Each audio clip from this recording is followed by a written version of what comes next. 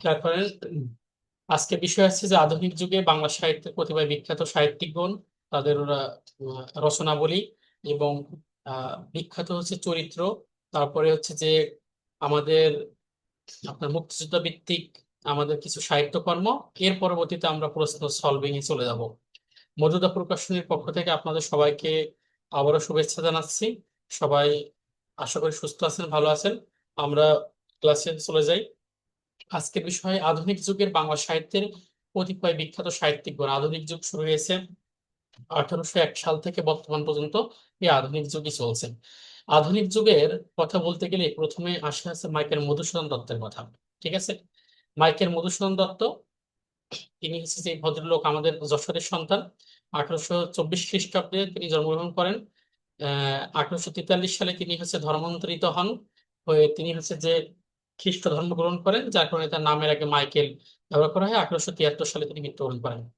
ইনি বাংলা সাহিত্যের জন্য বিস্তারিত মানে অভাবনীয় অবদান রাখছেন। বাংলা সাহিত্যকে আধুনিকায়ন করছেন এবং তার লেখনীর ভিতরে আধুনিক ফর্ম তিনি তৈরি করেছেন, যার কারণে বাংলা সাহিত্যের আধুনিক কবিও তাকে বলা হয়, তাকে বাংলা সাহিত্যে বিদ্রোহী কবিও বলা হয়। ঠিক আছে, এখন প্রশ্ন হতে পারে যে বাংলা সাহিত্যের আপনারা একটু জানার জন্য বললাম কেন বাংলা সাহিত্যে তিনি বিদ্রোহী কবি। কারণ আপনারা জানেন যে তিনি হিন্দু ধর্মের যে রামায়ণের যে রামায়ণ গ্রন্থ, এটা অবলম্বনে তিনি তার বিখ্যাত মেঘনাদবধ মহাকাব্য তিনি রচনা করেছেন। এই মেঘনাদবধ মহাকাব্যের রামায়ণে যেখানে আছে রাম লক্ষ্মণ তাদেরকে নায়ক করা হয়েছে, কিন্তু মাইকেল মধুসূদন দত্ত সিপাহী বিদ্রোহের স্বদেশ প্রেমের চেতনায় উজ্জীবিত হয়ে মেঘনাদবধ মহাকাব্য তিনি রচনা করেছেন। ঠিক আছে, কিন্তু এখানে হিন্দু ধর্মের যে গ্রন্থ রামায়ণ সেটা ফর্ম তিনি চেঞ্জ করে দিয়েছেন। ঠিক আছে, তিনি দেখা যাচ্ছে যে এখানে রাবণ এবং হচ্ছে মেঘনাদ তাদের পরিবার তাদেরকে হচ্ছে যে নায়ক করেছেন, এবং লক্ষ্মণ রাম তাদেরকে হচ্ছে যে তিনি এখানে খলনায়ক করেছেন, যার কারণে বাংলা সাহিত্যে তাকে অন্যতম বিদ্রোহী কবি বলা হয়। তিনি বাংলা সাহিত্যের প্রথম সনেটের রূপকার। ঠিক আছে, বাংলা সাহিত্য অমিত রক্ষা ছন্দের রূপকার। বাংলা সাহিত্যের প্রথম সার্থক ট্র্যাজেডি নাটক কৃষ্ণকুমারী তিনি রচনা করেছেন। বাংলা সাহিত্যের প্রথম প্রহসন একে কি বলে সভ্যতা বুড়ো শালিকের ঘাড়েরও তিনি রচনা করেছেন। খেয়াল করেন, আমরা মাইকেল মধুসূদন দত্ত সম্পর্কে আরেকটু জানি। বাংলা সাহিত্যের প্রথম আধুনিক নাট্যকারও তাকে বলা হয়। বাংলা সাহিত্যের প্রথম বিদ্রোহী বা বিপ্লবের লেখকও বলা হয়, যেটার জন্য মেঘনাদবধ কাব্য সৃষ্টি হয়েছে। বাংলা সাহিত্যে প্রথম সার্থক ট্র্যাজেডি নাটক তার রচনা। বাংলা সাহিত্যে প্রথম অমিত রক্ষ ছন্দের প্রবর্তক। তার ম্যাক্সিমাম কবিতাই অমিত রক্ষ ছন্দে রচিত। প্রথম প্রহসন রচনা করেছেন মাইকেল মধুসূদন দত্ত। খেয়াল করেন, যে তিনি প্রথম প্রাচ্য এবং পাশ্চাত্য ধারার সংমিশ্রণে সার্থক মহাকাব্য রচনা করেছেন। বাংলা সাহিত্যে প্রথম সার্থক মহাকাব্য রচিত তিনি মেঘনাদবধ মহাকাব্য। তিনি প্রথম বাংলা সাহিত্যে সার্থক সনেটের রচয়িতা।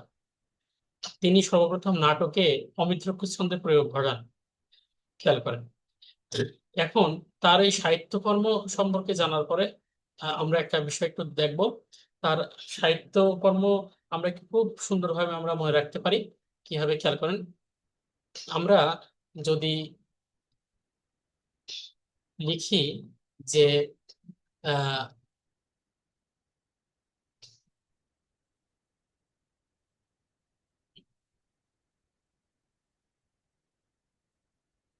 খেয়াল করেন, আমরা তার সাহিত্যকর্ম মনে রাখার জন্য এভাবে আমরা বলতে পারি যে আমরা এখানে লিখলাম কি ব্রতিবীজ। ব্রতিবীজ ব্র ব্রতিতে হচ্ছে ব্রজঙ্গনা। ঠিক আছে, ব্রজঙ্গনা তার কাব্য। তি তিতে তিনি লিখছে হচ্ছে যে কি তিলোত্তমা কাব্য। বিতে তিনি লিখছেন হচ্ছে যে কি বীরাঙ্গনা কাব্য। চতে তিনি লিখছেন হচ্ছে কি চতুর্দশ পদী কবিতা বলি। ঠিক আছে, তাহলে ব্রতিবীজ একটু আপনি মনে করে রাখতে পারলে দেখবেন যে কোনটা মাইকেল মধুসূদন দত্তের হচ্ছে যে কাব্য, সেটা আপনি আহ, বলতে পারবেন। ব্রতিবীজ ব্রতি ব্রজঙ্গনা তিথি তিলোত্তমা সম্ভব কাব্য বীতি বীরাঙ্গনা চতি হচ্ছে চতুর্দশপদী কবিতা বলি। আবারও বলে রাখছি যে ব্রতিবীজ ব্রতিবীজ মানে হচ্ছে ব্রতে ব্রজঙ্গনা তিথি তিলোত্তমা সম্ভব বীতি বীরাঙ্গনা চতি চতুর্দশপদী কবিতা বলি। এইগুলো সব আছে যে আপনার মাইকেল মধুসূদন দত্তের রচনা। আচ্ছা, মাইকেল মধুসূদন দত্তের সর্বশ্রেষ্ঠ যদি অর্জন বলা হয়, ঠিক আছে, সেটা হচ্ছে কি তার মেঘনাদ বধ মহাকাব্য। এই মেঘনাদ বধ মহাকাব্য তার সর্বশ্রেষ্ঠ রচনা হিসাবে আমরা বাংলা সাহিত্যে মনে করতে পারি। বাংলা সাহিত্যে প্রথমে একমাত্র সার্থক মহাকাব্য মেঘনাদ বধ মহাকাব্য, এটি কবির একমাত্র মহাকাব্য। এর কাহিনী নেওয়া হয়েছে কোথা থেকে? রামায়ণ থেকে। 1861 খ্রিস্টাব্দে 1861 খ্রিস্টাব্দে তিনি এই মেঘনাদ বধ মহাকাব্য রচনা করেন। মাইকেল মধুসূদন দত্তের প্রবল দেশপ্রেমের প্রকাশ ঘটেছে এই মেঘনাদ বধ মহাকাব্যে। কাব্যের স্বর্গ হচ্ছে 9টি, কিন্তু খণ্ড আছে দুইটা, দুইটা খণ্ডে বিভক্ত, মোট স্বর্গ আছে 9টি। এটা আমাদের মাথায় রাখতে হবে। কাব্যটি প্রথম থেকে শেষ পর্যন্ত অমিত্রাক্ষর ছন্দে রচিত। মেঘনাদের অন্য নাম আছে ইন্দ্রজিৎ বা অরিন্দম। আপনাকে পরীক্ষায় দিতে পারবে, পরীক্ষায় দিবে যে অরিন্দম এটা কার অপর নাম, মেঘনাদের অপর নাম, বা ইন্দ্রজিৎ কাকে বলা হয়। আচ্ছা, তাহলে আমরা কি জানলাম যে বাংলা সাহিত্যে প্রথম এবং সার্থক মহাকাব্য 1861 সালে মেঘনাদ বধ মহাকাব্য, দুইটা খণ্ড বা স্বর্গ হচ্ছে যে 9টা, অমিত্রাক্ষর ছন্দে রচিত। মেঘনাদের অন্য নাম আছে কি ইন্দ্রজিৎ বা অরিন্দম। খেয়াল করেন, কাব্যের বিষয়বস্তু হচ্ছে রাম রাবণের যুদ্ধে রাবণ পুত্র মেঘনাদের হচ্ছে যে মৃত্যু আর কি। কাব্যের বীর রসের প্রাধান্য রয়েছে এবং শেষ শেষে আছে কি করুণ রসে পরিণতি। তার মানে এই কাব্যের শুরু হয়েছে হচ্ছে বীর রস, এবং কিন্তু এই কাব্যের শেষে হয়েছে আপনার কি করুণ রস, যেখানে ট্র্যাজেডি টাইপের আপনার আসবে আর কি। কাব্যের কাহিনী আছে 3 দিন 2 রাতের। এই সমস্ত যে মহাকাব্য মাত্র 3 দিন 2 রাতের কাহিনী। কাব্যের নায়ক রাবণ, আর খল চরিত্র আছে রামচন্দ্র, চরিত্র আছে কি মেঘনাদ আছে, লক্ষ্মণ আছে, প্রমীলা আছে, বিভীষণ আছে, সীতা আছে, সরমা আছে। ঠিক আছে, আমরা বলি যে ঘরের শত্রু বিভীষণ। এই বিভীষণ কিন্তু হচ্ছে যে রাবণের ভাই তৎকালীন সময়ে। যে রাবণ, বিভীষণ, কুম্ভকর্ণ, 3টা ভাই ছিল। রাবণ ছিল খুব তেজদীপ্ত বল, মানে খুব ধীরদত্ত গুণ সম্পন্ন একজন হচ্ছে রাজা। বিভীষণ তৎকালীন সময় সবচাইতে জ্ঞানী ব্যক্তি ছিলেন। আর আপনার কুম্ভকর্ণ, ইনি হচ্ছে বছরের দেখা যাচ্ছে 6 মাস ঘুমাচ্ছে আর 6 মাস খাচ্ছে। তাদের একমাত্র যে বোন তার নাম ছিল সুপর্ণখা। আচ্ছা, এরপরে আমরা দেখেন মেঘনাদ কাব্য ইংরেজিতে অনুবাদ করেন রাজনারায়ণ বসু। রাজনারায়ণ দত্ত মাইকেল মধুসূদন দত্তের বাবা। ঠিক আছে, রাজনারায়ণ দত্ত, কিন্তু রাজনারায়ণ বসু আছে মাইকেল মধুসূদন দত্তের আছে বন্ধু। এটা আমাদের একটু মনে রাখা জরুরি যে রাজনারায়ণ বসু হচ্ছে যে তার জীবনে, মাইকেল মধুসূদন দত্তের জীবনে ব্যাপক প্রভাব বিস্তার করেছেন। ঠিক আছে, মেঘনাদ বধ কাব্য ইংরেজিতে অনুবাদ করেন হচ্ছে রাজনারায়ণ বসু। আমি কি ডরাই সখী ভিখারি রাঘবে, এখানে ভিখারি রাঘব বলতে রামকে বোঝানো হয়েছে, অরিন্দম বলতে এখানে রাবণ পুত্র ইন্দ্রজিৎকে বোঝানো হয়েছে। ঠিক আছে। আচ্ছা, এরপরে আসছে তার বিখ্যাত অন্যতম একটা কাব্য। কাব্যের নাম হচ্ছে কি তিলোত্তমা সম্ভব হচ্ছে যে কাব্য।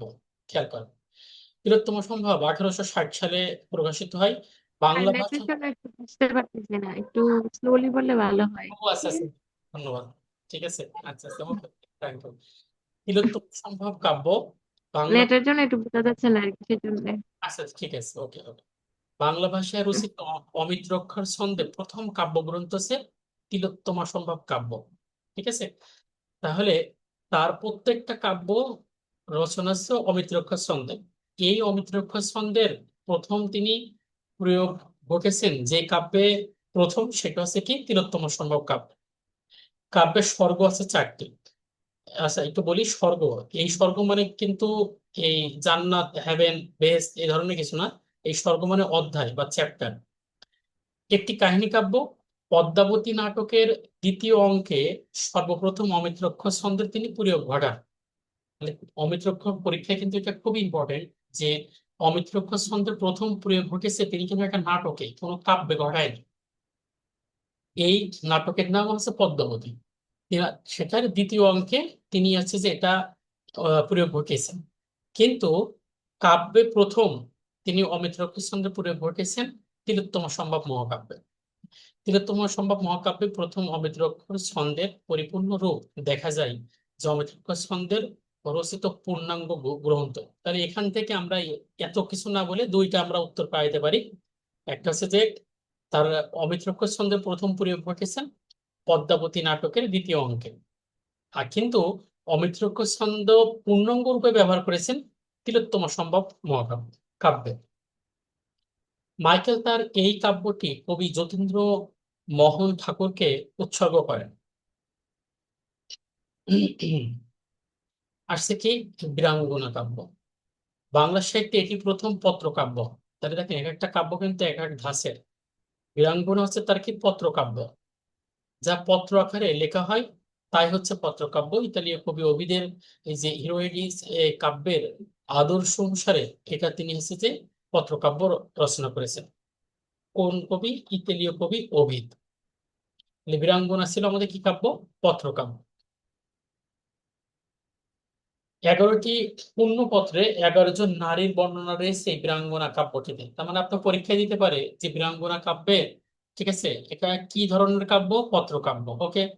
কোন কবির প্রভাব আছে এখানে? ইতালীয় কবি ওভিড। আচ্ছা ঠিক আছে। এই কাব্যে যেহেতু পত্রকাব্য, কয়টা পত্র আছে? 11টা। 11টা পত্রে কি সম্পর্কে বলা আছে? 11 জন নারীর বর্ণনা আছে। অমিত্রক্ষ ছন্দের স্বাত্ব প্রয়োগ ঘটেছে এই কাব্যে। অনেকেই বলেন অমিত্রক্ষ ছন্দ বা তিনি সর্বপ্রথম অমিত্রক্ষ ছন্দ ব্যবহার করেছেন তার নাটকে, পদ্মাবতী নাটকে, এটা ঠিক আছে। কিন্তু অমিত্রক্ষ ছন্দের পূর্ণাঙ্গ প্রকাশ ঘটেছেন তিনি তিলোত্তমা সম্ভব মহাকাব্যে। আর অমিত্রক্ষ ছন্দের স্বাত্ব প্রয়োগ ঘটেছেন বীরাঙ্গনা কাব্যে, যেটা 1862 সালে প্রকাশিত হয়, এবং এটা বাংলা সাহিত্যের কি কাব্য? পত্রকাব্য। মাইকেল তার এই কাব্যটি বিদ্যাসাগরকে উৎসর্গ করেন। আপনারা জানেন কিনা জানি না, মাইকেল মধুসূদন দত্তের হোম টিউটার ছিলেন হচ্ছে ঈশ্বরচন্দ্র বিদ্যাসাগর। মানে তার বাসার যে টিচার সে ছিলেন ঈশ্বরচন্দ্র বিদ্যাসাগর ছিলেন। ঠিক আছে, তিনি ঈশ্বরচন্দ্র বিদ্যাসাগরকে এই কাব্যটা উৎসর্গ করেন। আচ্ছা, ব্রজাঙ্গনা 1861। রাধা কৃষ্ণের প্রেম বিষয়ক গীতিকাব্য বা কাহিনী কাব্য। তাহলে আমরা দেখেন শেষের থেকে যদি একটু যাই, মহাকাব্য 1861 সালে মাইকেল মধুসূদন দত্তের মেঘনাদবধ মহাকাব্য, 2টা খণ্ড, 9টি স্বর্গ আছে। এটা বীর রস দিয়ে শুরু হলো, লাস্টে করুণ রস আছে। এখানে স্বদেশ প্রেমের চেতনায় উজ্জীবিত হয়ে তিনি এটা লেখেন। এরপরে আমরা পেলাম হচ্ছে তিলোত্তমা সম্ভব কাব্য, যেখানে তিনি এই অমিত্রক্ষ ছন্দের পূর্ণাঙ্গ তিনি ব্যবহার করেছেন, যদিও অমিত্রক্ষ ছন্দ তিনি প্রথম প্রয়োগ করেছেন তার পদ্মাবতী নাটকের 2য় স্বর্গে। আচ্ছা, এরপরে আমরা কি পেলাম? আমরা এরপরে পেলাম হচ্ছে যে কোন কাব্য, যেটা পত্রকাব্য, বলতে পারবেন?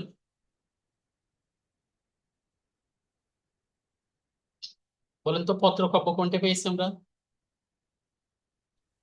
ইতালীয় ইতালীয় কবি ওভিদের আপনার হচ্ছে যে আহ, প্রভাব রয়েছে। 11টি পূর্ণপত্র আছে, 11 জন নারীর বর্ণনা আছে, অমিত্রক্ষ ছন্দের সাত। বীরাঙ্গনা। হম হম। ও না, বীরাঙ্গনা। ঠিক আছে, বীরাঙ্গনা কাব্যে তিনি সার্থকভাবে অমিত্রক্ষ ছন্দের প্রয়োগ ঘটিয়েছেন। এটাকে বাংলা সাহিত্যের পত্রকাব্য বলা হয়। ব্রজাঙ্গনা রাধাকৃষ্ণের প্রেম বিষয়ক গীতিকাব্য বা কাহিনী কাব্য। এটি জাতীয় বা গীতি কবিতা, রাধাকৃষ্ণ বিষয়ক বৈষ্ণব পদাবলীর আধুনিক পরিণতি। তাহলে গতদিন আমরা বলছিলাম না বৈষ্ণব পদাবলীর মধ্যযুগের, ওই বৈষ্ণব পদাবলীর আধুনিক যে একটা ভার্সন, সেটা হচ্ছে যে কি এই ব্রজাঙ্গনা। মাইকেল মধুসূদন দত্তের আমরা যত কাব্য দেখি, আমরা 1860, 61, 62 এই এই সময়ে দেখি। কিন্তু দেখেন, মাইকেল মধুসূদন দত্ত জমিদারের সন্তান ছিলেন, আমরা এটা জানি, এবং তিনি খুব উচ্চাভিলাষী ছিলেন, এবং তিনি 13 থেকে 14টা ভাষায় তিনি পারদর্শী ছিলেন, 13 থেকে 14টা ভাষায়। এবং তার জীবনে একটাই ইচ্ছা ছিল, সেটা হচ্ছে যে কি, যে পাশ্চাত্য সাহিত্য বা ইংরেজি সাহিত্যে তার হচ্ছে যে কি সাহিত্য রচনা করা। যার কারণে তিনি হচ্ছে ইংরেজি সাহিত্যের প্রতি বেশি দুর্বল হয়ে পড়েন, এবং তার যতগুলো সার্থক রচনাবলী আছে সবকিছু কিন্তু ফ্রান্সের ভার্সাই নগরীতে বসে লেখা।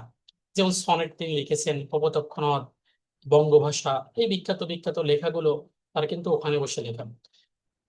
এই বাঙালি হয়েও তার যে ইংরেজি ভাষার প্রতি তার দারুণ দখল ছিল, এই জন্য তিনি তার প্রথম দ্য ক্যাপটিভ লেডি 1849 সালে, ক্যাপটিভ শব্দটা তো বন্দি, ঠিক আছে, তার প্রথম রচনা, বাংলা বলেন ইংরেজি বলেন, তার প্রথম রচনা আছে দ্য ক্যাপটিভ লেডি 1849 সালে। এটা ইংরেজিতে লেখা। এটি মাইকেলের ইংরেজিতে লেখা প্রথম কাব্যগ্রন্থ। এটি তার রচিত ও প্রকাশিত প্রথম গ্রন্থ। এখানে ক্যাপটিভ শব্দটিকে বন্ধু হিসাবে বোঝানো হয়েছে। আচ্ছা, তাহলে খেয়াল করেন, আমরা একটু আগে দেখলাম যে ব্রতী বীজ, ব্রতী ব্রজঙ্গনা, তিথি তিলোত্তমা সম্ভব, ইতি বীরাঙ্গনা, আর চৌথি হচ্ছে চতুর্দশপদী কবিতা বলি।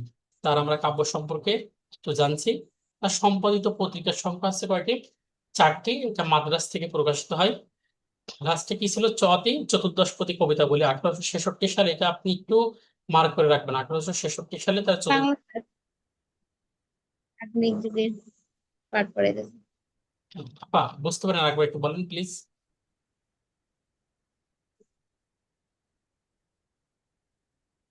কিছু বলছেন? কিছু বলবেন? শুনতে পাচ্ছি সবাই? আমার কথা কি শোনা যাচ্ছে? হ্যাঁ, শুনতে পাচ্ছি। আচ্ছা, ধন্যবাদ। চতুর্দশপদী কবিতা বলি 1866 সালে প্রকাশিত হয়। বাংলা সাহিত্যে প্রথম সনেট সংকলন। এটি কবির প্রথম সনেট কাব্যগ্রন্থ। এই কাব্যের মোট 102টা সনেট আছে। ইতালীয় কবি পেত্রাক অনুসারে তিনি সনেট রচনা করেছেন, অর্থাৎ ইতালীয় কবি পেত্রাক তিনি মূলত সনেটের হচ্ছে যে জন্মদাতা। এবং আমাদের বাংলাদেশের বাংলা সাহিত্যে প্রথম সনেটের আবিষ্কারক রচয়িতা হচ্ছে যে মাইকেল মধুসূদন দত্ত। তিনি এই পেত্রাকে হচ্ছে যে ভাবে প্রভাবিত হয়েছিলেন। এবং তার যে যতগুলো সনেট আছে, এখানে ইতালীয় কবি পেত্রাক, তারপরে আপনার হচ্ছে যে উইলিয়াম শেক্সপিয়রের রীতি, এই দুইটা রীতি আছে, তবে পেত্রাকের প্রভাব বেশি। তার সবগুলো সনেট অক্ষরবৃত্ত ছন্দে রচিত। মাইকেল তার অধিকাংশ সনেট রচনা করেন ফ্রান্সের ভার্সাই নগরীতে বসে। চতুর্দশ কবিতা বলিতে সনেটের দুইটা অংশ, একটা অষ্টক আর একটা আছে ষষ্ঠক। প্রথম 8 লাইন বা 8 চরণকে বলা হয় অষ্টক, যে এখানে ভাবের উদয় আছে, ভাবের পূর্বাভাস, ভাবের সূচনা। আর শেষ 6 লাইনে ষষ্ঠকে যে সেখানে ভাবের পরিণতি ঘটে। তাহলে এখান থেকে আমরা কি জানতে পারলাম? চতুর্দশপদী কবিতা বলে 1866 সালে প্রকাশিত হয়। এটি বাংলা সাহিত্যে প্রথম সনেট। এখানে 102টা সনেট আছে।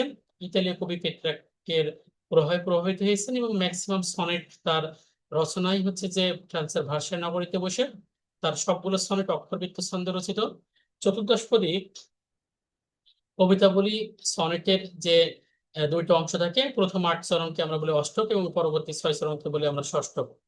আচ্ছা, খেয়াল করেন, হেক্টর বধ মাইকেল রচিত, হ্যাঁ, হেক্টর বধ মাইকেল রচিত 1871 সালের 1 সেপ্টেম্বর অসমাপ্ত অবস্থায় এটা প্রকাশিত হয়। মানে এই রচনাটা, এই হেক্টর বধ যে কাব্য, এটা প্র- প্রথম অবস্থা যখন লেখেন, লেখা অসমাপ্ত অবস্থায় তিনি এটা প্রকাশ করেন। উপজীব্য হলো হোমরের ইলিয়াড নামক কাব্যের উপাখ্যান ভাগ। হেক্টর বধ গ্রন্থটি ভূদেব মুখোপাধ্যায়কে তিনি উৎসর্গ করেন। মধুসূদনের প্রথম রচনা, মাইকেলের রচিত প্রকাশিত প্রথম গ্রন্থ বললাম কি? ক্যাপ্টিভ লেডি। তার বাংলা ভাষায় রচিত প্রকাশিত গ্রন্থ, প্রথম গ্রন্থ আছে কি? শর্মিষ্ঠা, 1859 সালে। ঠিক আছে, তাহলে তার বাংলা ভাষায় রচিত প্রকাশিত প্রথম গ্রন্থ আছে কি? শর্মিষ্ঠা। মাইকেলের প্রথম অমিত্রাক্ষর ছন্দ রচিত কাব্যগ্রন্থ তিলোত্তমা সম্ভব কাব্য। এখানে তিনি সম্পূর্ণভাবে আপনার হচ্ছে যে অমিত্রাক্ষর ছন্দের পূর্ণাঙ্গ প্রকাশ ঘটেছেন 1860 সালে। মাইকেলের প্রথম সনেট হচ্ছে বঙ্গভাষা। তারপরে খেয়াল করেন, আহ বুড়ো শালিকের ঘাড়ের রোগ, এটা হচ্ছে মাইকেল মধুসূদন দত্তের প্রথম প্রহসন। প্রথমে এই প্রহসনের নাম ছিল ভগ্ন শিব মন্দির। এটা বেলগাছিয়া থিয়েটারে মঞ্চায়নের জন্য মাইকেল এই প্রহসনটি রচনা করেন। রো শব্দের অর্থ তো আপনারা মনে হয় সবাই জানেন। রো শব্দের অর্থ হচ্ছে পালক। বুড়ো শালিক, বুড়ো শালিকের ঘাড়ে মনে করেন যে কোনো পালক থাকে না, ঠিক আছে, পশম থাকে না। কিন্তু দেখা যাচ্ছে যে বাংলা একটা প্রবাদ বাক্য আছে, বুড়ো বয়সে ভীমরতিতে ধরা। ঠিক আছে, তো এই শালিক, এই শালিকের হচ্ছে যে তার বয়স অনেক হয়ে গেছে, তার গলায় কোনো হচ্ছে যে পশম নেই, কিন্তু সেখানে নতুন নতুন করে পশম গজিয়েছেন। তো এটাকে তিনি হচ্ছে যে লিখছেন কি? বুড়ো শালিকের ঘাড়ের রোগ। তৎকালীন সময়ের সমাজের অসঙ্গতি বিষয়গুলো তিনি এই হাস্যরসাত্মক ভাবে প্রহসনে তুলে ধরেছেন। বাংলা সাহিত্যে প্রথম প্রহসন। খেয়াল করেন, একে কি বলে সভ্যতা? দ্বিতীয় প্রহসন। এই প্রহসনে একদল যুব সম্প্রদায় উচ্ছৃঙ্খলার দিকে ইঙ্গিত করা হয়েছে। অর্থাৎ তৎকালীন সময়ে ইয়ং বেঙ্গল বলে একটা গোষ্ঠী ছিল। এই ইয়ং বেঙ্গল যে গোষ্ঠী, এই গোষ্ঠীর যে মদ্যপান এবং বারবনিতা, ঠিক আছে, অর্থাৎ আহ, অসঙ্গতি কাজে লিপ্ত হওয়া এবং মদ্যপান এইসব নিয়ে যুব সম্প্রদায় ছিল বিধায় মাইকেল মধুসূদন দত্ত খুব হাস্যরসাত্মকের সাথে এই আপনার একে কি বলে সভ্যতা, এই দ্বিতীয় প্রহসনটিকেই রচনা করেন। খেয়াল করেন, মাইকেল মধুসূদন দত্তের আমরা নাটক মনে রাখতে পারি এইভাবে যে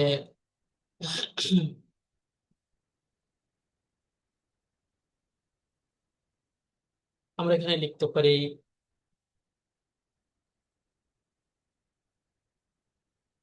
শর্মিষ্ঠা ও পদ্মাবতী, কৃষ্ণ কুমারীদের মায়া কাননে বসে কি করছিল? টিকটক করছিল। ভালো কথা, টিকটক করাও খারাপ না। তাহলে দেখেন, শর্মিষ্ঠা, পদ্মাবতী, কৃষ্ণকুমারী, মায়া কানন, ঠিক আছে। তার বিখ্যাত হচ্ছে যে কি নাটক? শর্মিষ্ঠা, পদ্মাবতী, কৃষ্ণকুমারী, মায়া কানন। তাহলে শর্মিষ্ঠা ও পদ্মাবতী কৃষ্ণকুমারীদের মায়া কাননে বসে টিকটক করছিল।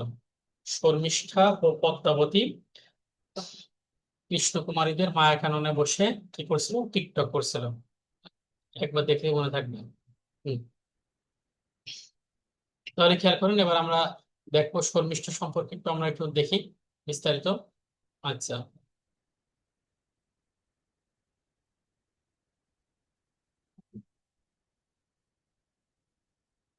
এটি পৌরাণিক নাটক, আধুনিক পাশ্চাত্য শৈলীতে রচিত প্রথম বাংলা নাটক। ঠিক আছে, প্রথম প্রকাশিত বাংলা নাটক। তাহলে শর্মিষ্ঠা থেকে আপনার জানছেন কি শর্মিষ্ঠা প্রথম প্রকাশিত বাংলা নাটক কার? মাইকেল মধুসূদন দত্তর। এটা কি ধরনের? পৌরাণিক। ঠিক আছে। প্রথম সার্থক নাটকও বলা হয় কাকে? শর্মিষ্ঠাকে। এই নাটকটি মহাকবি কালিদাসকে উৎসর্গ করা হয়। তাহলে আমরা শর্মিষ্ঠা সম্পর্কে অনেক তথ্য জানলাম। বাংলা সাহিত্যে প্রথম সার্থক প্রকাশিত নাটক মাইকেল মধুসূদন দত্তের পৌরাণিক নাটক। এই নাটকটি মহাকবি কালিদাসকে উৎসর্গ করা হয়। খেয়াল করেন, কৃষ্ণকুমারী 1861 সালে প্রকাশিত হয়। এটি বাংলা সাহিত্যের প্রথম সার্থক ট্র্যাজেডি নাটক। ঠিক আছে। এটা পরীক্ষায় মনে করবেন যে যদি মাইকেল মধুসূদন দত্ত থেকে প্রশ্ন দেয়, এটা আসার সম্ভাবনা 99%, যে এটি বাংলা সাহিত্যের প্রথম সার্থক ট্র্যাজেডি নাটক কৃষ্ণকুমারী। এটি বাংলা সাহিত্যের প্রথম ঐতিহাসিক নাটক। নাটকটির কাহিনী উইলিয়াম টডের রাজস্থান নামক গ্রন্থ থেকে সংগৃহীত হয়েছে। নাটকের মূল বিষয়বস্তু কৃষ্ণকুমারীর নিজের জীবন বিসর্জন। একটু বলি তাহলে মনে থাকবে। সেটা হচ্ছে কৃষ্ণকুমারী রাজার মেয়ে। ঠিক আছে, আমরা রাজার মেয়ে বা নায়ক নায়িকার পরিচয় না দিই।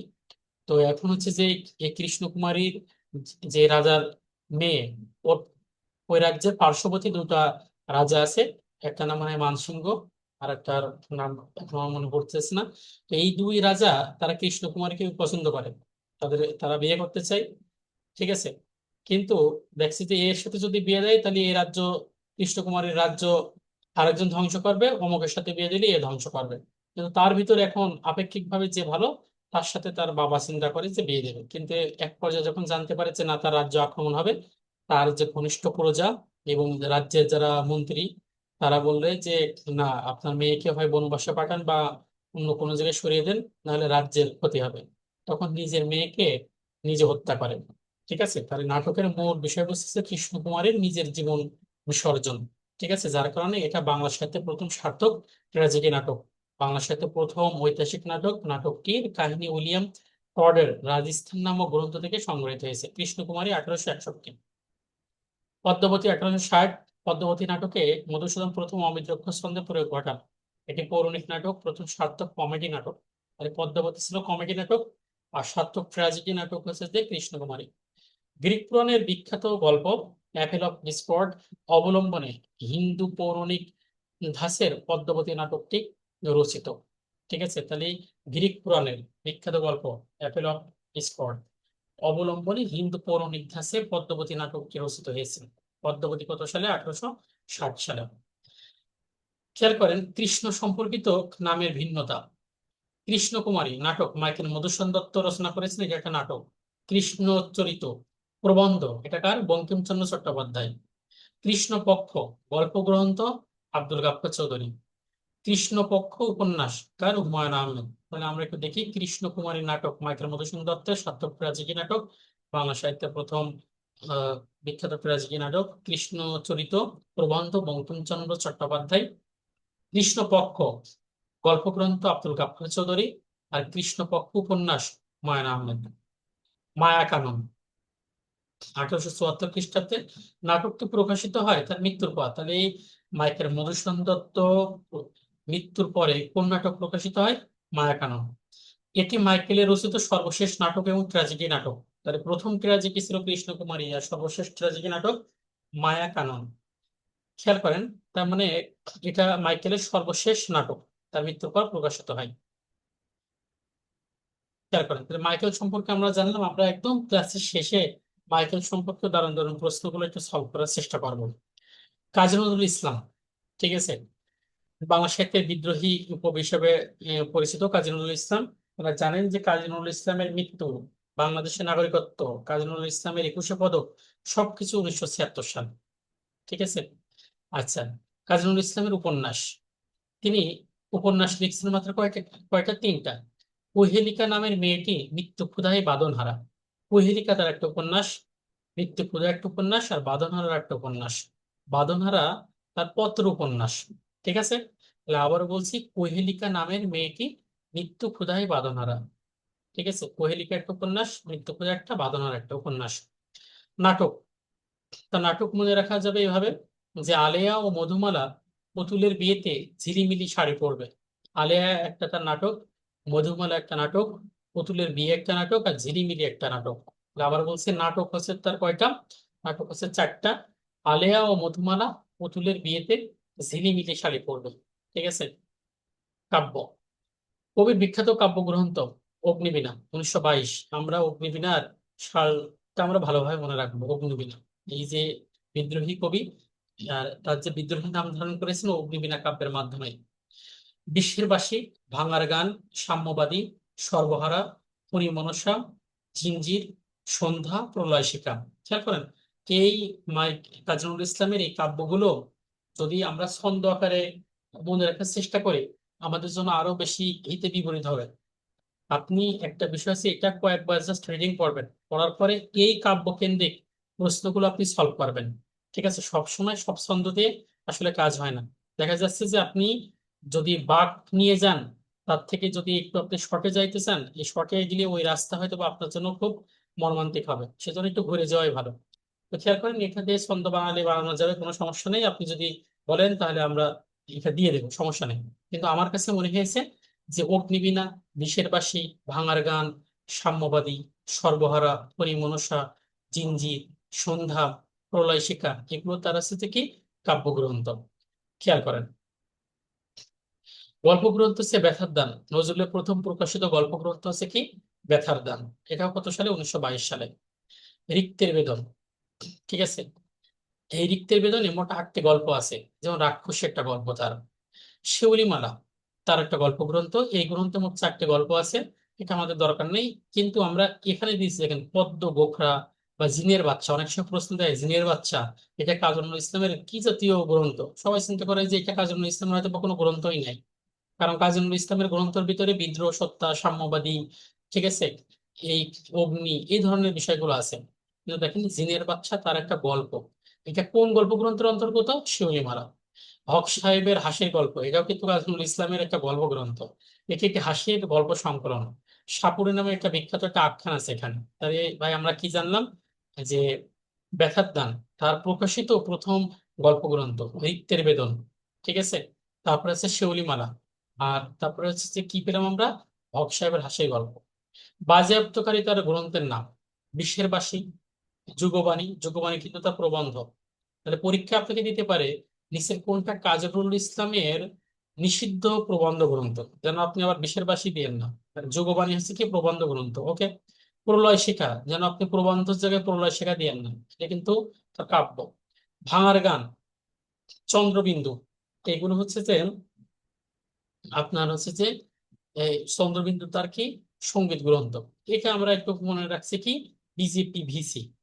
বিতে কি বিশের বাসী, যে যেতে যুগবাণী প্রবন্ধ গ্রন্থ, পিতে প্রলয় শিকা, ভিতে ভাঙার গান, আর সিতে চন্দ্রবিন্দু।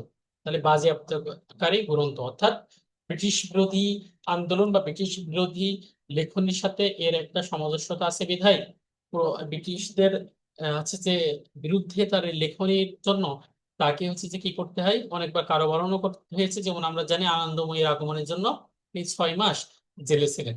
তাই এগুলো তার বাজেয়াপ্তকারী গ্রন্থ। বিশ্বের বাজি, বিশ্বের বাসী, যুগবাণী, প্রলয় শিখা, ভাঙার গান, চন্দ্রবিন্দু। ঠিক আছে, এটা সংক্ষেপে মনে রাখার জন্য আছে বিজেপি। পিতে বিশ্বের বাসী, জেতে যুগবাণী, পিতে প্রলয় শিখা, আর ভিতে ভাঙার গান, সিতে চন্দ্রবিন্দু। আচ্ছা, ভালো কথা। আনন্দময়ীর আগমনে, তারপরে আছে কি বিদ্রোহীর কৈফিয়ত, এগুলোও কিন্তু তার বাজেয়াপ্তকারী গ্রন্থ। ঠিক আছে, আনন্দময়ীর আগমনে এবং বিদ্রোহীর কৈফিয়ত এগুলো তার কি কবিতা।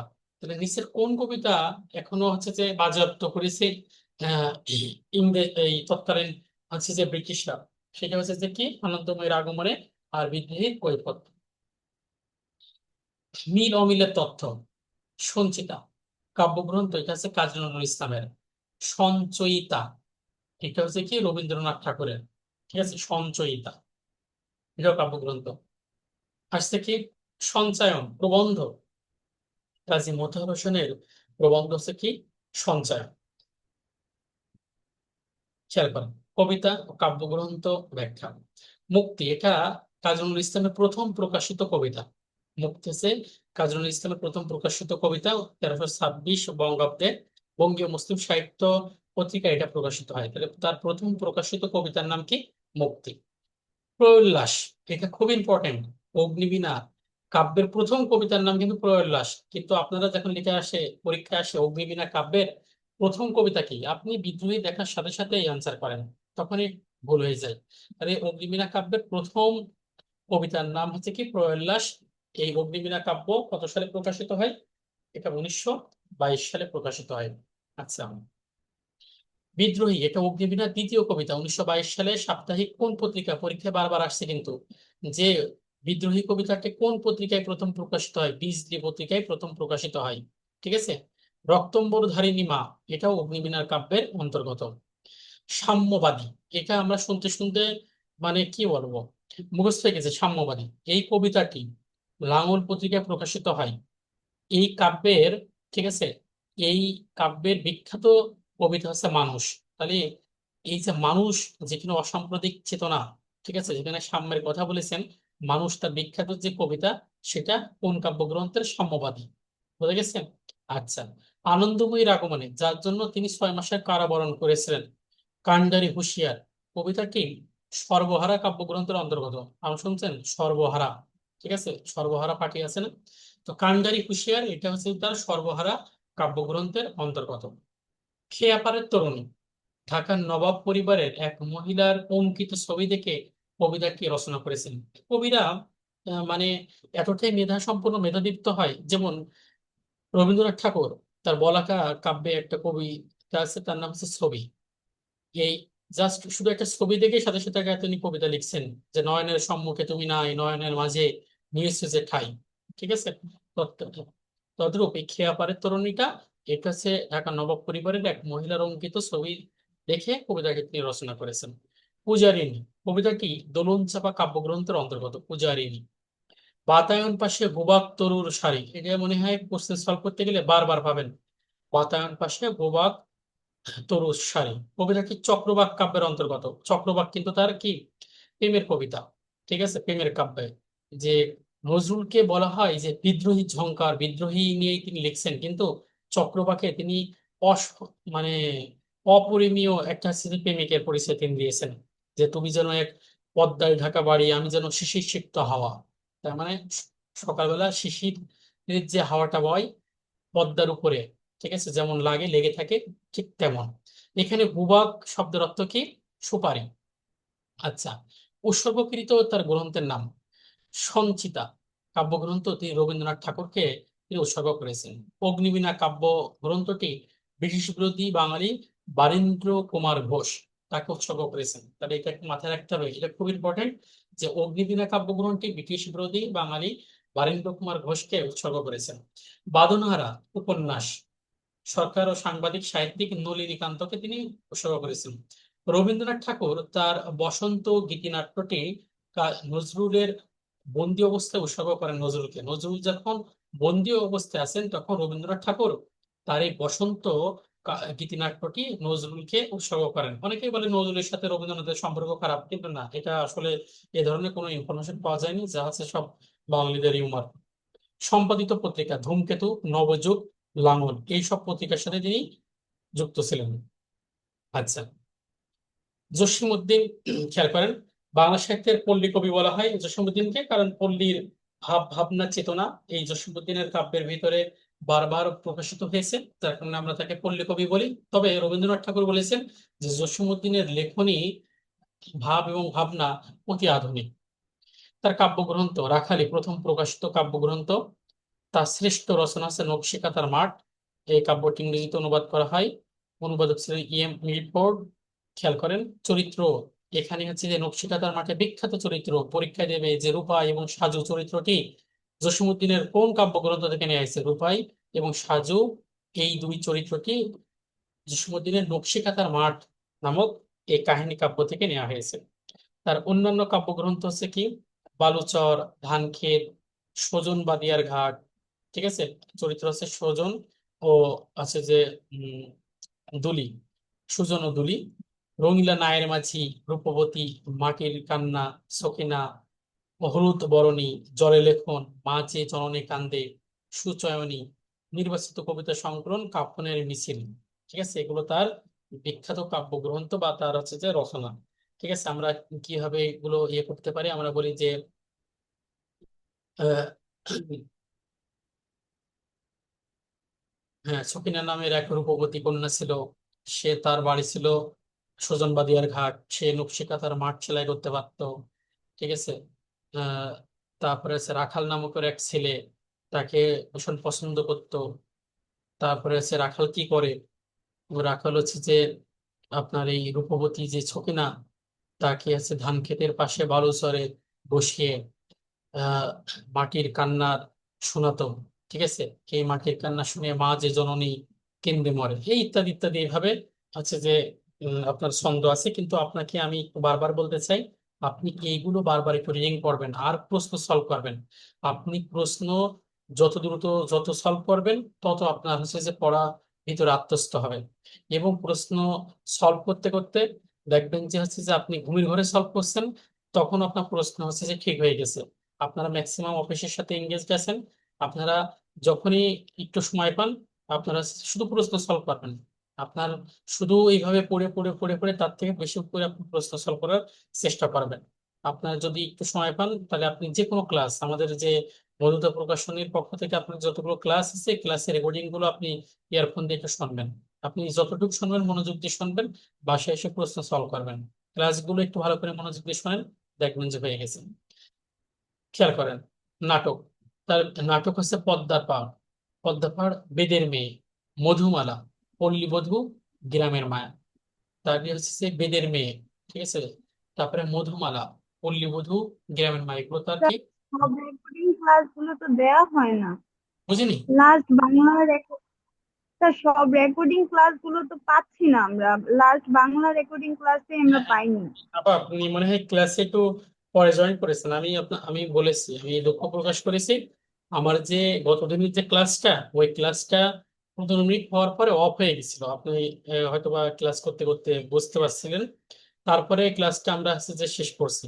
তো ওই রেকর্ডিংটা একসাথে দেখেন অর্ধেক অবস্থায় তো দেওয়া যায় না, কিন্তু একটা পাচ্ছিলাম না। আহ, এটা পেয়েছি আজকে। আমি হচ্ছে যে আমাদের যে ফেসবুকে যে গ্রুপ আছে এই গ্রুপে এই ক্লাস প্রত্যেকটা ক্লাসের আমি উপরে হেডিং দিয়ে, যেন আপনারা খুঁজতে বা বুঝতে অসুবিধা না হয়, হেডিং দিয়ে আমি দিয়ে দেবো। আজকে রাত্রে আপনি পাবেন ইনশাল্লাহ। আসলে কি ভাই, স্যার আমরা তো ডিউটিতে থাকি, সেজন্য ক্লাসে অ্যাটেন্ড করতে পারি না, অনেকে অনেক প্রবলেম হয়, কিন্তু আচ্ছা, পরবর্তীতে রেকর্ড থাকলে আমাদের সুবিধা হয় বেশি। বুঝতে পারছি আপা, এই জন্য খুবই দুঃখিত। হয়তো বা আমার জন্য এমন হয়েছে, কিন্তু অন্যান্য স্যারেরা তো আমি দেখি যে রেকর্ডিং গুলো ওনাদের সব ফেসবুক গ্রুপে দিয়ে দেয়, বিশেষ করে সাধারণ জ্ঞানের, আপনাদের টেকনিক্যাল সাবজেক্টের, ইংলিশের, ঠিক আছে, রেকর্ডিং গুলো হচ্ছে যে পাবেন। আমার আমার ক্লাসে জাস্ট শুধু একটা রেকর্ডিং এর সমস্যা হয়েছে, আমি এটা হচ্ছে যে আজকে আপনাকে দিয়ে দেবো হেডিং সহ। আছে, খেয়াল করেন, উপন্যাস। তার একমাত্র উপন্যাস হচ্ছে বোবা কাহিনী। এটা হচ্ছে তার, আমরা তো জানি যে 1903 সালে ফরিদপুরের তাম্বুলখানা গ্রামে তিনি জন্মগ্রহণ করেন। ঠিক আছে, এই ফরিদপুরের জীবন চিত্র নিয়ে তিনি একটা জীবনে একটাই উপন্যাস লিখেছেন। সেই উপন্যাসের নাম হচ্ছে কি, বোবা কাহিনী, যা একটি লোক জীবন ভিত্তিক। চরিত্র ছিল কি, আজহার। আজহার হচ্ছে যে তার একটা মাত্র উপন্যাস, এই উপন্যাসের চরিত্রের নাম হচ্ছে আজহার। স্মৃতিকথা, যাদের দেখেছি ঠাকুর বাড়ির আঙ্গিনায়, তার স্মৃতিকথামূলক গ্রন্থ। স্মৃতিচারণমূলক গ্রন্থ, খেয়াল করেন, স্মৃতিপট। তারপরে যাদের দেখেছি ঠাকুর বাড়ির আঙ্গিনায়, খেয়াল করেন। ভ্রমণ কাহিনী, ভ্রমণ কাহিনী হচ্ছে যে কি, চলে মুসাফির, হলদিয়ে পরীর দেশ, যে দেশে মানুষ বড়। তাহলে খেয়াল করেন, মুসাফিররা চলে কোন দেশে, হলদে পরীর দেশে। কেন যায় তারা? কারণ ওই দেশে মানুষরা অনেক বড়। তাহলে আপনি কয়েকবার জাস্ট শুধু পড়বেন, চলে মুসাফির, হলদে পরীর দেশ, যে দেশে মানুষ বড়। এবার এর এগেনস্টে আপনি শুধু প্রশ্ন সলভ করবেন। শিশুতোষ গ্রন্থ, খুব ইম্পর্টেন্ট, পরীক্ষা আসার মতন। হাসু, আর এক পয়সার বাসি, ডালিম কুমার। বাঙালির এগুলো কি হাসির গল্প, ঠিক আছে। হাসু, এক পয়সার বাসি, আর হচ্ছে কি ডালিম কুমার, এগুলো তার আছে শিশুতোষ গ্রন্থ। আসমানি তার বিখ্যাত কবিতা, আমরা সম্ভবত ক্লাস 9 বা 8-এ আমরা দেখেছি, 8 এবং 7। আসমানি এটা তার হচ্ছে বিখ্যাত কবিতা। কবিতাটি কবির এক পয়সার বাসি কাব্যগ্রন্থ থেকে নেওয়া হয়েছে। তাহলে খেয়াল করেন, এই যে আসমানি, ঠিক আছে, চরিত্র ক্ষেত্রে পরীক্ষা দিতে পারে যে আসমানি তার বিখ্যাত চরিত্র, বিখ্যাত কবিতা, এটা তার কোন কাব্যগ্রন্থে, এক পয়সার বাসি। আসমানির বাড়ি তৎকালীন ফরিদপুর জেলায়, ঠিক আছে। মুক্তিযোদ্ধা ভিত্তিক গ্রন্থ রচনা এবং সাহিত্যকর্ম, এখান থেকে প্রশ্ন একটা থাকবেই, একটু খেয়াল করেন। লেখকের নাম এবং সাহিত্যকর্ম, সৈয়দ শামসুল হক, পায়ের আওয়াজ পাওয়া যায়, এটা মুক্তিযুদ্ধ ভিত্তিক প্রথম নাটক। এটা বারবার মনে করেন যে আপনি মুক্তিযুদ্ধ ভিত্তিক কোনো গ্রন্থ রচনা প্রশ্ন সলভ করছেন, এটা মানে 1000 বার আসছেন, যে সৈয়দ শামসুল হকের পায়ের আওয়াজ পাওয়া যায়, এটা মুক্তিযুদ্ধ ভিত্তিক প্রথম নাটক। মমতাজ উদ্দিন আহমেদের কিসায় শঙ্খচিল, বর্ণচোর, স্বাধীনতা আমার স্বাধীনতা, বকুলপুরের স্বাধীনতা। এই মমতাজ উদ্দিন আহমেদের এই নাটকের ভিতরে সবচেয়ে বেশি ইম্পর্টেন্ট স্বাধীনতা আমার স্বাধীনতা, কিসায় শঙ্খচিল, বকুলপুরের স্বাধীনতা। আলাউদ্দিন আল আজাদ, নরকের লাল গোলাপ, খুব ইম্পর্টেন্ট। আলাউদ্দিন আল আজাদের তার বিখ্যাত হচ্ছে যে মুক্তিযুদ্ধ ভিত্তিক নাটক আছে নরকের লাল গোলাপ। নীলিমা ইব্রাহিম, যে অরণ্যে আলো নেই, ঠিক আছে। নীলিমা ইব্রাহিমের নাটক হচ্ছে যে অরণ্যে আলো নেই। রণেশ দাশগুপ্ত, ফেরিয়ে আসছে। রণেশ দাশগুপ্ত হচ্ছে কি, ফেরিয়ে আসছে। খেয়াল করেন, উপন্যাস। আনোয়ার পাশার তারা মুক্তিযুদ্ধ ভিত্তিক প্রথম উপন্যাস, বাংলাদেশের মুক্তিযুদ্ধ ভিত্তিক প্রথম উপন্যাস হচ্ছে রাইফেল ও রুটি আওরাত, এটা কার লেখা, আনোয়ার পাশা। সৈয়দ শামসুল হক, নিষিদ্ধ লোবান, ঠিক আছে। এই নিষিদ্ধ লোবান সৈয়দ শামসুল হকের মুক্তিযুদ্ধ ভিত্তিক বিখ্যাত হচ্ছে যে কি উপন্যাস, নীল দংশন। আচ্ছা, বলতে পারবেন যে গেরিল্লা সিনেমা হয়, গেরিল্লা সিনেমা হচ্ছে যে কোন উপন্যাসকে কেন্দ্র করে হয়েছে? দেখছেন গেরিল্লা সিনেমা? গেরিল্লা সিনেমা দেখেন নাই না? আচ্ছা, এটা হচ্ছে সৈয়দ শামসুল হকের নিষিদ্ধ লোবান, ঠিক আছে। এই উপন্যাসকে কেন্দ্র করে তৈরি করা হয়েছে। শওকত উসমানের দুই সৈনিক, নেকড়ে অরণ্য, জাহান্নাম হতে বিদায়, জলাঙ্গি, পিরল পিঞ্জর।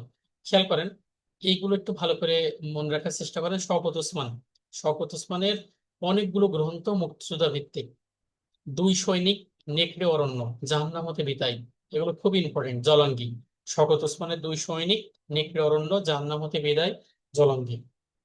শওকত আলী, তার আছে যে মুক্তিযুদ্ধ ভিত্তিক গ্রন্থ আছে কি, যাত্রা।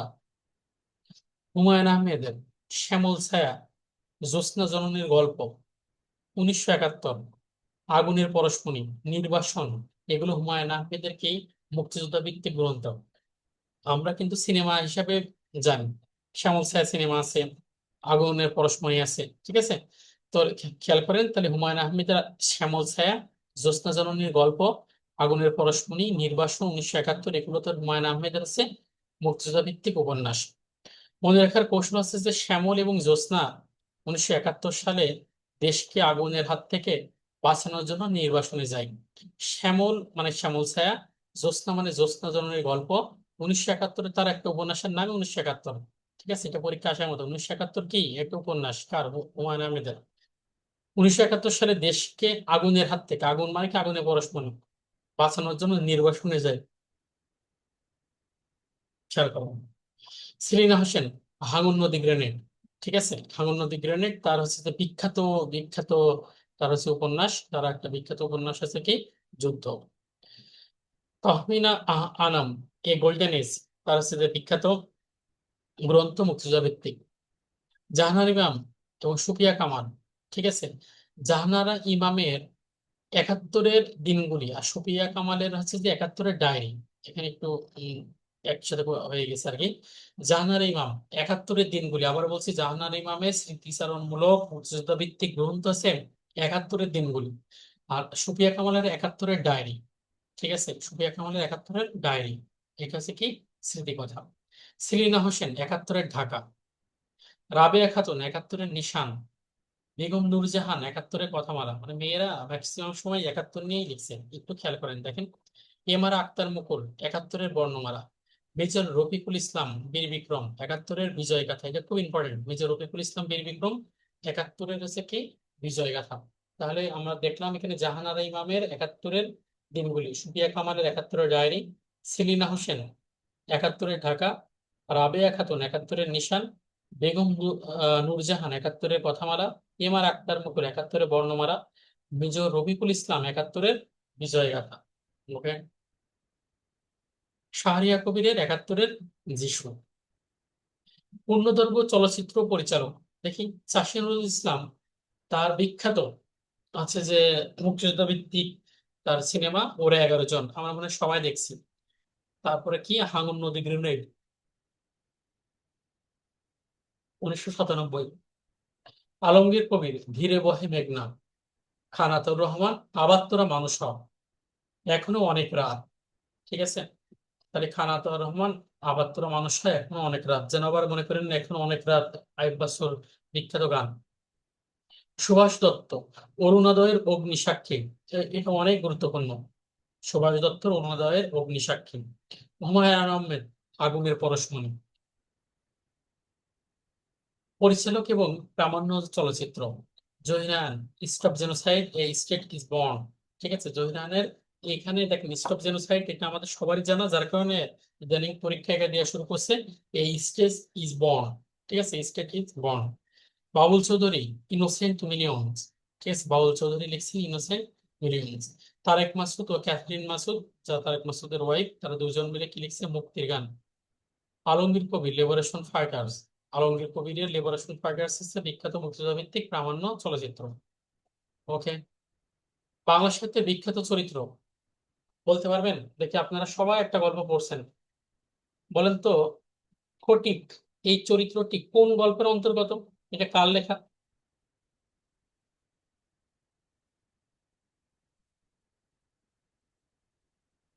আর এই মুখে কথা নেই, আমি চাইতে ভুল বলে। ছুটি। ধন্যবাদ। সঠিক। বুঝতে পারিনি স্যার, কোশ্চেনটা আবার যদি করতেন। আমি বললাম যে ফটিক, এই ফটিক চরিত্রটি কোন স্যার ছোট ঠিক গল্পের? আছে, ওই যে ছুটি ছুটি এটা আসলে নেট কার লেখা সমস্যা বলেন ছিল। তো? রবীন্দ্রনাথ ঠাকুর, ছোট রবীন্দ্রনাথ। গল্প। জি জি, ধন্যবাদ। বঙ্কিমচন্দ্র চট্টোপাধ্যায়ের দুর্গেশনন্দিনী উপন্যাস, সেখানে আছে কি আয়েশা এবং তিলোত্তমা। এখন খেয়াল করেন, এই যে আয়েশা চরিত্রটা, ঠিক আছে, এটা যে দুর্গেশনন্দিনী উপন্যাসের হবে, আবার লেখক যে বঙ্কিমচন্দ্র চট্টোপাধ্যায়, এটা কেউ মানতেই পারে না, যার কারণে পরীক্ষায় দেয় আয়েশা নিচের কোন উপন্যাসের চরিত্র। ওকে। কপালকুণ্ডলা বাংলা সাহিত্যের প্রথম রোমান্স ধর্মী উপন্যাস কপালকুণ্ডলা। এই কপালকুণ্ডলা উপন্যাসের বিখ্যাত চরিত্র হচ্ছে কপালকুণ্ডলা, নবকুমার, মতি বিবি। বিশ্ববৃক্ষ উপন্যাস কুন্দনন্দিনী, নগেন্দ্রনাথ, তারপর আছে কি সূর্যমুখী। কৃষ্ণকান্তের উইল, তার বিখ্যাত হচ্ছে যে সামাজিক উপন্যাস রোহিণী, গোবিন্দলাল ভ্রমর। এই রোহিণী তৎকালীন সময়ে আপনার হচ্ছে যে যে বিধবা যে নারীদের আহ তাদের যে ব্যক্তিত্ব এইসব নিয়ে এই চরিত্রটা খুব উজ্জ্বলিত হয়েছে। সময় থাকলে এই কৃষ্ণকান্তের উইল উপন্যাসটা পড়বেন চাকরি বাকরি, কাঙ্ক্ষিত চাকরি বাকরি পাওয়ার পর। ঠিক আছে, খেয়াল করেন। আজ থেকে রবীন্দ্রনাথ ঠাকুরের ছুটি গল্প, তার চরিত্র কি? ফটিক। রবীন্দ্রনাথ ঠাকুরের কাবুলিওয়ালা ছোট গল্প, রহমত এবং খুকি। রবীন্দ্রনাথ ঠাকুরের বিখ্যাত বিখ্যাত ছোট গল্প, ঠিক আছে, পোস্টমাস্টার। ছোট গল্পের নাম কি? রতন। আপনি কল্পনা করতে পারবেন না, পরীক্ষায় দিছে যে রতন পোস্টমাস্টার ছোট গল্পের, রবীন্দ্রনাথ ঠাকুরের চিত্রায়িত ছোট গল্প আছে যে পোস্টমাস্টার, এই গল্পের রতন সে হচ্ছে যে ছেলে নামে। কেমন প্রশ্ন আছে, বলতে পারবেন সে ছেলে নামে? দেখেন নাম শুনে অবশ্যই মনে আসছে যে ছেলে, আর যেহেতু আমি প্রশ্ন করছি তার মানে, মেয়ে। হ্যাঁ যেহেতু প্রশ্ন করছি তার মানে উত্তর আছে যে মেয়েই হবে, এটা সিক্স সেন্সে বোঝা যাচ্ছে। সমাপ্তি ছোট গল্প, মৃন্ময়ী।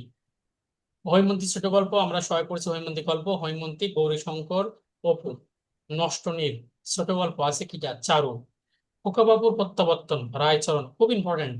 খোকাবাবুর প্রত্যাবর্তন ছোট গল্পের বিখ্যাত চরিত্র আছে রায়চরণ। এক রাত্রি ছোট গল্প সেই সুরবালা আর মাস্টার। জীবনামৃত ছোট গল্প কাদম্বিনী, এটা পরীক্ষা আসার মতন, কাদম্বিনী। বিসর্জন নাটক, ঠিক আছে, জয়সিংহ রঘুপতি। এক নজরে আরেকটু দেখেন, খেয়াল করেন, আমি বললাম এই রবীন্দ্রনাথের ছোট গল্প ছুটি, ফটিক, কাবুলিওয়ালা গল্প, রহমত ও ফকির, পোস্টমাস্টার রতন, সমাপ্তি আছে মৃন্ময়ী, হৈমন্তী হৈমন্তী গৌরীশঙ্কর, নষ্ট নীলের হচ্ছে চারু, খোকাবাবুর প্রত্যাবর্তন ছোট গল্প আছে রায়চরণ, এক রাত্রি সুরবালা। জীবনামৃত ছোট গল্প আছে কাদম্বিনী, খুব ইম্পর্টেন্ট কিন্তু জীবনামৃত, এটা কিন্তু ছোট গল্প ভাই, কাদম্বিনী। বিসর্জন নাটক জয়সিংহ রঘুপতি। ডাকঘর তার বিখ্যাত নাটক, ঠিক আছে, রূপক সাংকেতিক নাটক, ঠিক আছে। ডাকঘর, ডাকঘর নাটকের হচ্ছে চরিত্র হচ্ছে অমল, এখানে একটা স্পেস আসলে ভুল হয়ে গেছে। অমল, অমল হচ্ছে ডাকঘর নাটকের চরিত্র। রক্তকরবী তার যে নাটক, এই নাটকের হচ্ছে নন্দিনী এবং রাজা।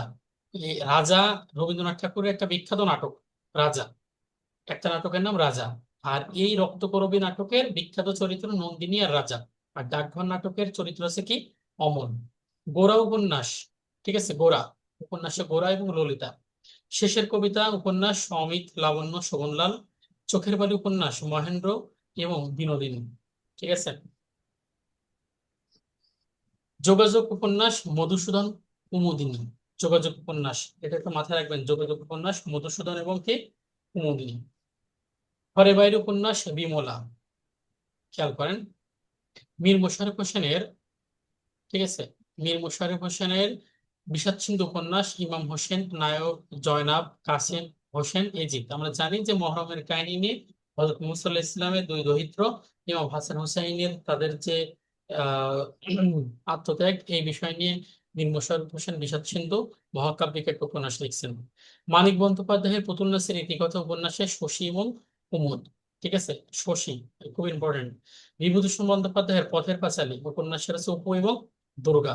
বিভূতিভূষণ বন্দ্যোপাধ্যায়ের পথের পাঁচালী উপন্যাসের প্রধান চরিত্র অপু ও দুর্গা। আবু ইসাহাক সূর্য দিগল বাড়ি, জয়গুণ, খুব ইম্পর্টেন্ট ভাই, জয়গুণ, ঠিক আছে। আবু ইসাহাকের সূর্য দিগল বাড়ি উপন্যাসের প্রধান চরিত্র আছে কি? জয়গুণ।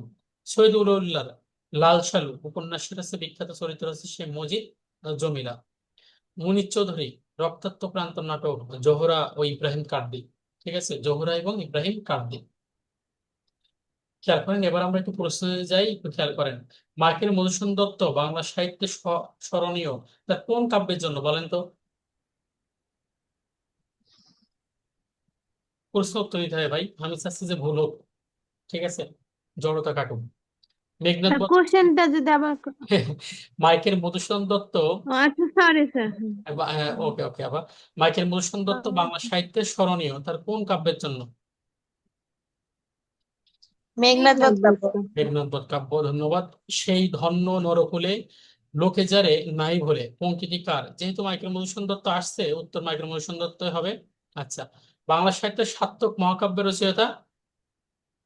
মাইকেল মধুসূদন। মধুসূদন দত্ত। বাংলা সাহিত্যের প্রথম আধুনিক কবিকে? মাইকেল মধুসূদন নাইকেল দত্ত। মধুসূদন।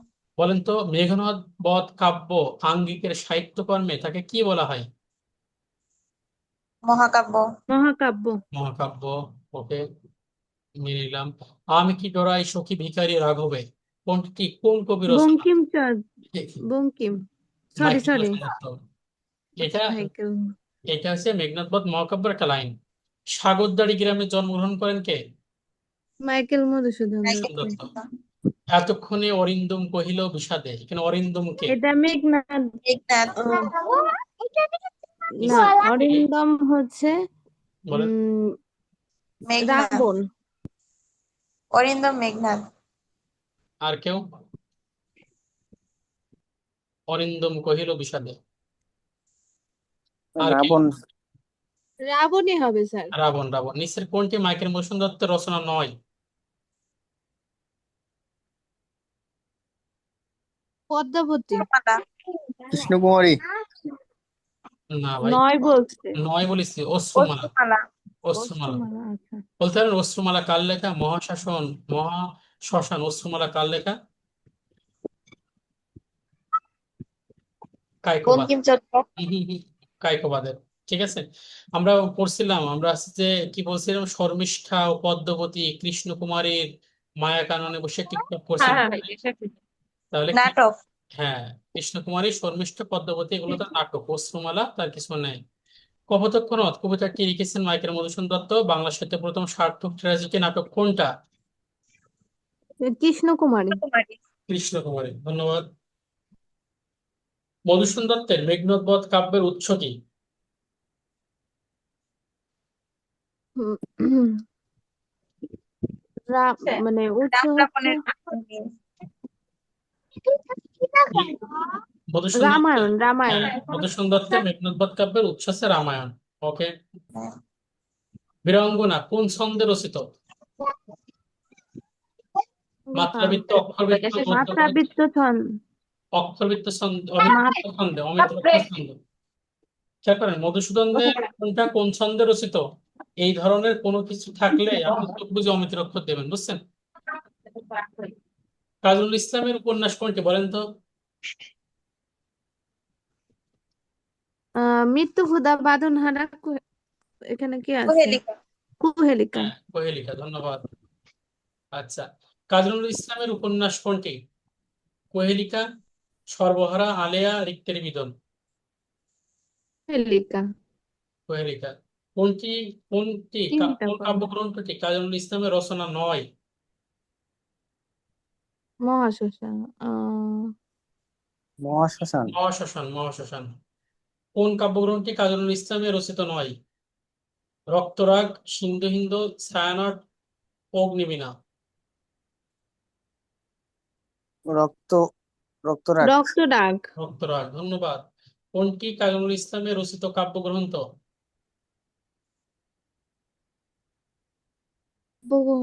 ছায়ানট।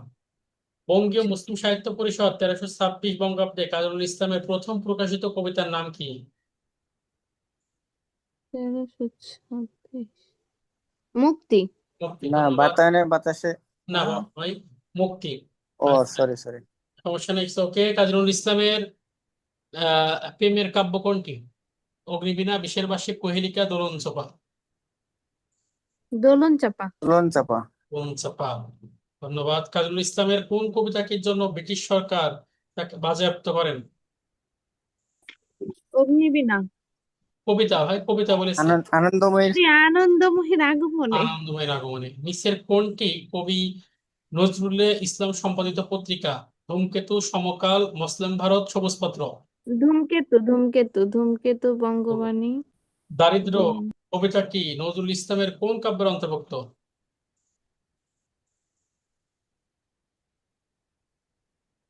দারিদ্র। সিন্ধু হিন্দন।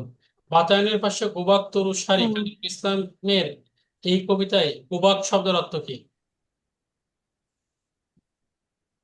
সুপারি। সুপারি। ধন্যবাদ।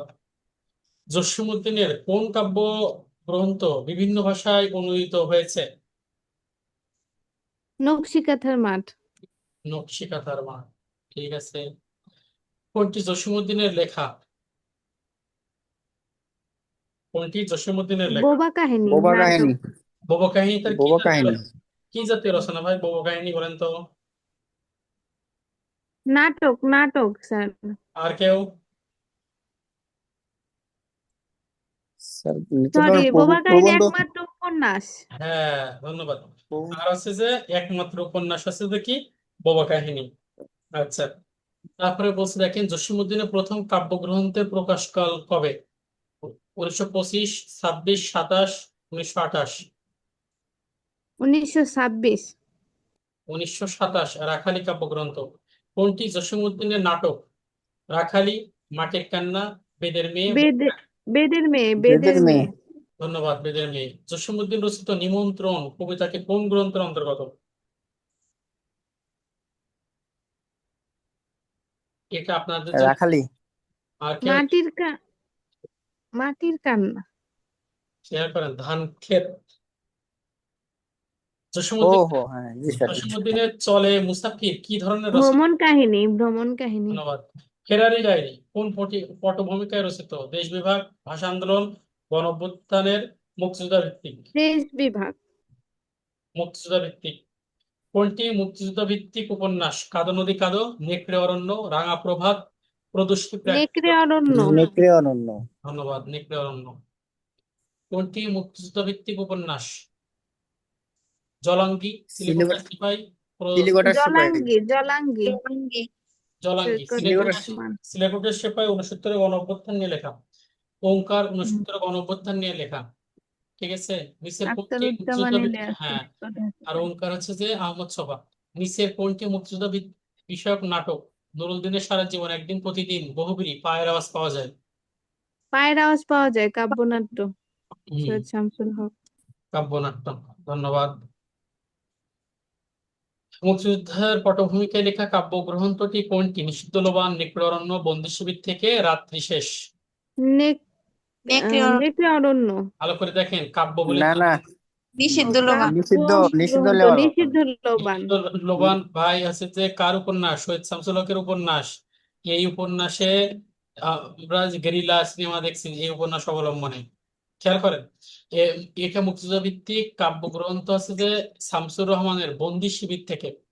ঠিক আছে, মুক্তিযুদ্ধ ভিত্তিক তার কাব্য বন্দি শিবির থেকে, শামসুর রহমানের বন্দি শিবির থেকে কাব্য। 71-এর বর্ণমালা এ কার লেখা? যিশু কি জন্য একটা যিশু, ও না, এম আর আক্তার মুকুল। মুক্তিযুদ্ধ বিষয়ক এম.আর. নাটক আখতার কোনটা মুকুল। বলেন তো? সুবচন নির্বাসনে, কবর, পায়ের আওয়াজ পাওয়া যায়। আওয়াজ পাওয়া যায়। ধন্যবাদ। রশিদ হায়দারের খাসাই উপন্যাসের পটভূমি হলো ভাষা আন্দোলন, মুক্তিযুদ্ধ, ছাত্র আন্দোলন, স্বৈরাচারী বিরোধী আন্দোলন? মুক্তিযুদ্ধ। মুক্তিযুদ্ধ। ঠিক আছে। মুক্তিযুদ্ধ ভিত্তিক উপন্যাস মা রচনা করেছেন কে? আনিসুল হক। আনিসুল হক, বিখ্যাত। মুক্তিযুদ্ধ ভিত্তিক উপন্যাস কোনটি? শঙ্করনীর কারাগার, কাঁটাতারে প্রজাপতি, জাহান্নাম হতে বিদায়, আর্তনাদ? জাহান্নাম হইতে বিদায়। জাহান্নাম হতে বিদায়। কোনটি মুক্তিযুদ্ধ ভিত্তিক উপন্যাস? জাহানারা ইমামে। জননী, জননী। ঘরে বাইরে, দেয়াল, সংসপ্ত? জননী হবে স্যার। জননী দেয়াল, হইতেছে। দেয়াল, দেয়াল, এটা হুমায়ুন আহমেদের দেয়াল দেয়াল। হবে। ঠিক আছে। 71-এর দিনগুলি কে লিখেছেন? জাহানার ইমাম। জাহানারা ইমাম। জানার ইমাম। ধন্যবাদ। রতন চরিত্রটি কবি রবীন্দ্রনাথ ঠাকুরের কোন ছোট গল্পের? পোস্টমাস্টার। পোস্টমাস্টার। মাস্টার, ধন্যবাদ। অপর্ণা রবীন্দ্রনাথ ঠাকুরের কোন নাটকের চরিত্র? অপর্ণা, ডাকঘর, বিসর্জন, শরৎোৎসব? কোনোটাই নয়।